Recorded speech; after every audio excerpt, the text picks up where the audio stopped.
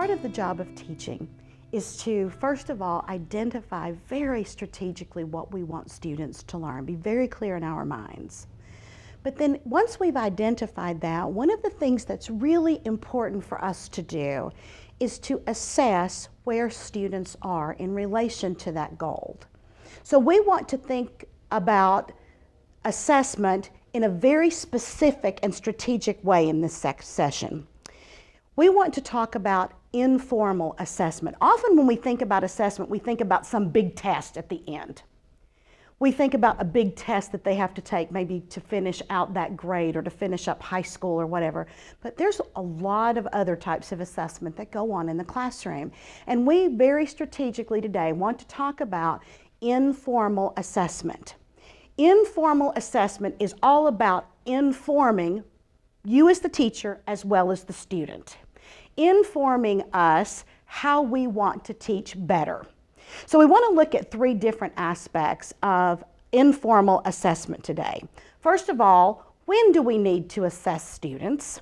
Secondly, how do we need to assess students? And then what do we do with that information once we have it? And that'll kind of circle us back up to that first point.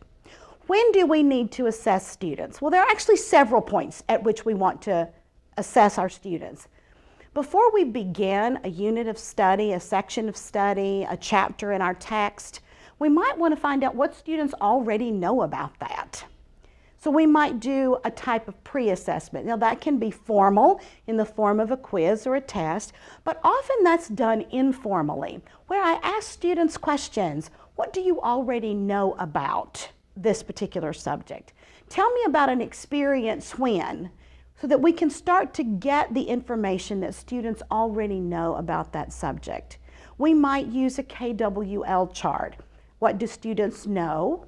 What do they want to know? And then later as an assessment after we've taught, what did you learn today? And so that what they already know and what they want to know are forms of informal assessment where we get to know what is it that they already know before we begin. But during the course of our teaching, we also want to assess students, and this is where informal assessment tends to take place most frequently. As I'm teaching something, I don't want to wait for a week or a week and a half. I don't want to wait even till the end of the day to know if students are following along, if they're getting the information, if they're learning the skill. I want to do that throughout the course of the lesson. So we want to assess, to answer the when question, we want to assess almost all the time. We want to do it every time we are teaching throughout the course of the lesson. If I need to make an adjustment because I realize that students are not understanding and I need to slow down a little bit, I want to know that, and I don't want that answer to come to me 3 days later and realize I've lost 3 days of teaching because students weren't ready. So we want to assess the whole time that we are teaching any particular content area or skill set. Then how can I do that? Because when I'm looking at a classroom full of students, it's not like being able to sit down one-on-one where I can just focus on one student at a time. I have to be able to do this in ways that let me do this with the whole class. So there are a number of ways that we can do that. Some other sessions that will be available to you are ones that are going to help you be able to do this. So let me tell you a little bit about some of those and how you can use those as informal, formative ways of assessing. In mathematics, we often use manipulatives, things that students can have their hands on and they can move around to demonstrate that they understand concepts of mathematics. So as students are doing that, I can walk around the classroom and see if they're getting those concepts. Not just are they not throwing the manipulatives or are they not doing something they're not supposed to be doing, but are they really understanding the concept? So when you look at the session on math manipulatives, you think, that's one that I can use as an informal assessment to know if they understand the concepts of mathematics. In one session, you had some information on writing to learn. Writing to learn strategies are a great way of assessing students. As they're documenting what they're learning, you look for, did they see the same things that were important that you as the teacher thought were important? When they were listing the things that they knew or they were summarizing the material for that day, did they miss key components that I might, as a teacher, might need to review and go back and look at later? Science labs are another great way to formatively assess in the science class. In the science classroom, as they're setting up a lab and as they're walking the processes of a lab, you're walking around and you're asking questions to make sure that they're getting the right information from that lab and that they've set things up to learn the things that they need to learn during the course of that science lab. When students are reading, there are different types of comprehension checks. We often think of those only as questioning, ask the questions, did you get this piece of information? But in addition to questioning, we can use speaking and listening activities where students tell other students about what they've learned, and we as a teacher monitor that. Or we may set up some conversation groups of 3 or 4 and listen in on those conversations. Are students getting that information? If not, then I as the teacher may need to make some adjustments. So comprehension checks, and that works in science and social studies and language, mathematics. Comprehension checks are just really good across the board. Another one is good questions. When I want to check and make sure that students really, really understand the things that are important, one of the things that I as a teacher need to do ahead of time is I need to craft the questions that I want to ask. Because if I wait until I'm in the moment, I might not be asking good questions. I may not be asking the right kinds of questions. You'll have another session that talks about effective questioning. And so in that, think about, how am I going to ask questions throughout the course of my entire lesson that will help me to know if students know the things that I think they need to know, the things that are important in this lesson. If they're not getting it, then I know that there are some things that I need to do. Another one, and this is one of my favorites, is collaborative discussion, where students have a chance in a variety of different sized groups. May just be 2 students, could be 3, 4, even some other activities like half the students are in an inside circle and half of them are in an outside circle, and one group rotates around the other so that they have a chance to talk to lots of different people about it. I, as the teacher, have in mind, I need to hear these kinds of things in the discussion. I want to listen for these key words. I want to listen for these key concepts. And if during the course of those discussions that students have, I get to hear lots and lots of times that students are using that vocabulary or they're discussing those key concepts, then I know that students are getting that information. If, however, I don't hear those key vocabulary terms, if I don't hear those key concepts, then I know that there's maybe something else that I need to do to give them a chance to engage that content more so that they have a chance to do that. And I can do that several times throughout the course of a lesson with turn and talk to your neighbor. In your group of 3 or 4, discuss this question. Again, that goes back to having really good questions crafted ahead of time that then let those conversations really have meaning. Another one that's really good and that gives me something that I can kind of go home with and then analyze a little more deeply is to use the idea of exit slips.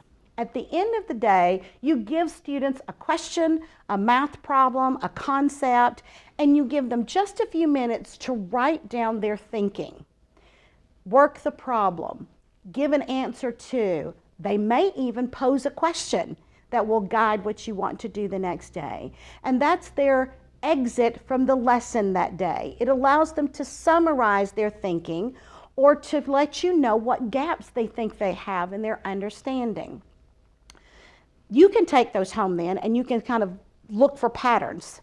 And so that's one that actually gives you a little bit more formal information, but it's still informal for the students because they're not getting a grade on it. It's not something where they have to worry by telling you, I don't understand this, because if they don't, we want to know that so that we can make sure that they do. It's not a punishment to not understand something the first time.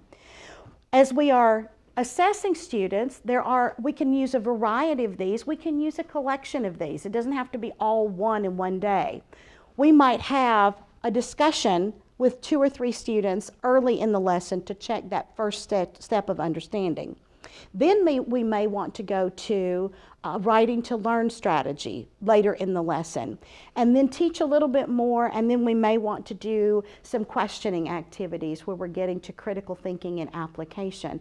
And that way we're assessing throughout the lesson so that we can adjust. Because if I heard something in that conversation that I used at the earliest step in my lesson, and it told me that I needed to reteach something, or that students already had the next step in place and I didn't need to spend as much time on it, then I could adjust my lesson as a result of each one of those assessments along the way.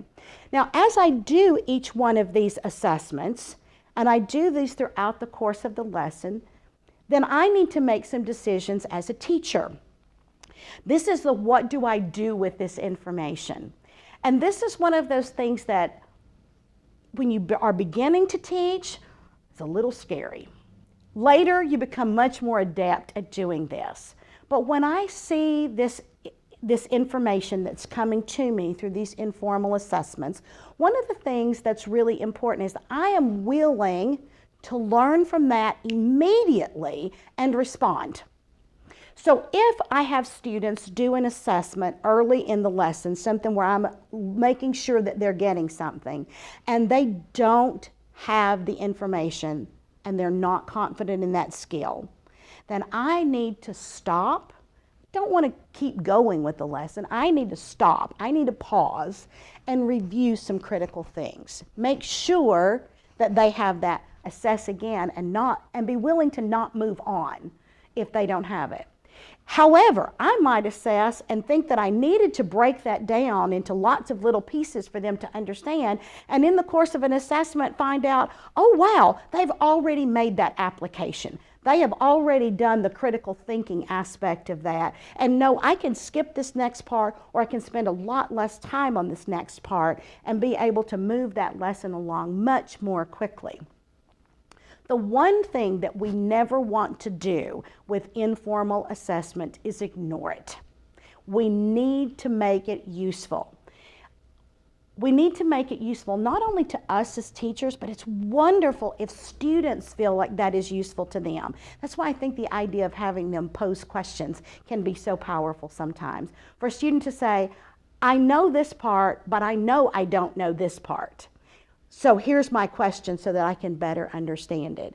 If I as the teacher can take that question and then incorporate that either later in that day's lesson or in a lesson coming up in the next day or so, it makes that learning so much more powerful for the student, and it lets me as the teacher teach the things that need to be taught in a way that will best fit the needs of students. Informal assessment is all about informing you as the teacher about what you're teaching, how you're teaching it, how quickly or slowly you're teaching it, and informing the student about what they know and what they still need to know. Informal assessment informs a good teacher so that that teacher can be an even better teacher.